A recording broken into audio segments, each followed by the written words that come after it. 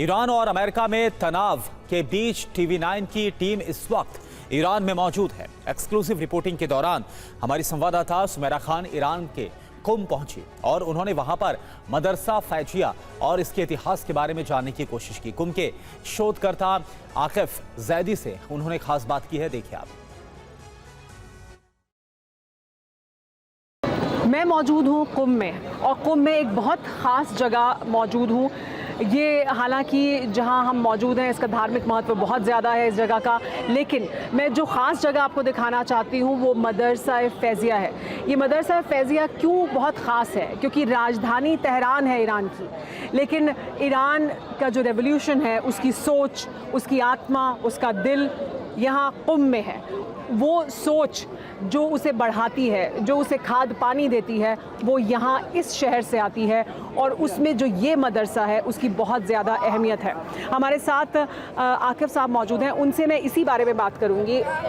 ये गलत तो नहीं होगा अगर मैं ये कह रही हूँ कि हम जब मदरसा फैजिया की बात करते हैं तो यहाँ से शुरुआत होती है उस अदावत की भी जो अमेरिका के साथ है, उस स्टैंस की भी जो ईरान का आज हमें दिखाई देता है, वो यहाँ से शुरू हुआ। तो इसके बारे में पहले तो आप बताएं हमारे दर्शकों को। जी, बिस्मिल्लाहिर्रहमानिर्रहीम। वैसे यूँ तो शुरुआत इसकी करबला में तलाश की जाएगी, लेकिन अगर कंटेम्प्रेरी हिस्ट्री में अगर हम देखें, इस्लामिक रेवोल्यूशन की बात करें, तो यहाँ पर जो ये पुराना मदरसा है यहाँ का, जो यहाँ के मज़ार से, श्राइन से मिला हुआ है, सबसे अहम और फेमस यहाँ का है।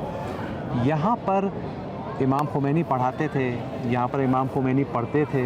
यहाँ पर जितने बड़े बड़े स्कॉलर्स ने लीड किया है, चाहे वो यहाँ ईरान के हों या हत्ता लेबनान में शहीद सैयद हसन नसरुल्लाह या दूसरी शख्सियात हैं, सब जो है कभी ना कभी इस मदरसे से कभी ना कभी एसोसिएटेड रह चुके हैं। और भी दूसरे मदारिस हैं, लेकिन ये सबसे फेमस है उनके दरमियान। और कुम में ये वो जगह है जहाँ से इस इस्लामिक मूवमेंट की आइडियोलॉजी, चाहे वो 78-79 का दौर हो जब वो विक्ट्री हुई, या उसके बाद 47 इयर्स तक जो कंसिस्टेंटली जो मुकाबला चल रहा है वेस्ट के साथ, सिर्फ अमेरिका नहीं पूरे वेस्टर्न सिविलाइजेशन के साथ है, उसके लिए जो आइडियोलॉजी चाहिए, जो थियोरी चाहिए, चाहे वो इकोनॉमी में हो, चाहे वो लॉ में हो, चाहे वो कल्चर में हो, चाहे वो एजुकेशन में हो, चाहे साइंस एंड टेक्नोलॉजी में हो, वो कॉन्स्टेंटली डेवलप और अपग्रेड होती है इस शहर में, ऐसे मदारिस में जिनके बाहर भी हम लोग इस वक्त खड़े हुए। तो ये आइडियोलॉजिकल पावर हाउस है, बीकन आप इसको कह सकते हैं, मोटर और इंजन है कि जिसकी वजह से मूवमेंट चल रहा है। ये भी ज़रूर बताएं कि हम जब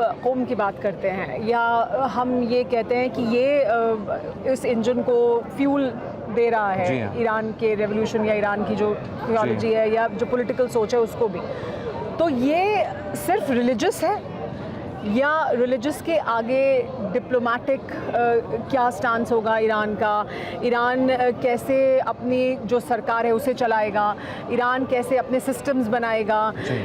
जिसके बारे में अब बहुत बात हो रही है कि एक डिसेंट्रलाइजेशन था ईरान में और स्ट्रैटेजी के लेवल पर, और उसने बहुत मदद की क्योंकि एक सेंट्रलाइज्ड कमांड नहीं है। तो ये जो सोच है, ये भी क्या यहाँ से, इस शहर से आती है या यहाँ के अलग अलग सेमिनरीज या यहाँ के अलग अलग इंस्टीट्यूट से आती है, या सिर्फ रिलीजियस है?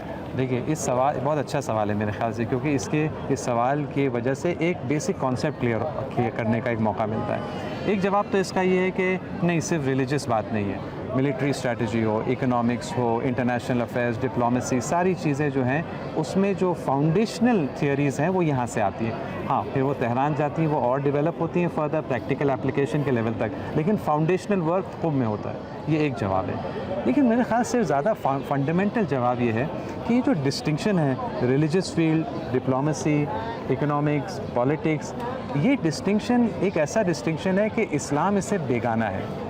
इस्लाम, या बल्कि कहें यूरोपियन इनलाइटनमेंट से पहले जितनी भी दूसरी सिविलाइजेशंस थी, उनमें ये डिस्टिंक्शंस नहीं हुआ करते थे कि ये सेक्रेड है, ये सेक्युलर है, ये रिलीजन है, ये पॉलिटिक्स है, इसमें जो है रिलीजन है, इसमें नहीं है। ये सब चीज़ें नहीं हुआ करती थी।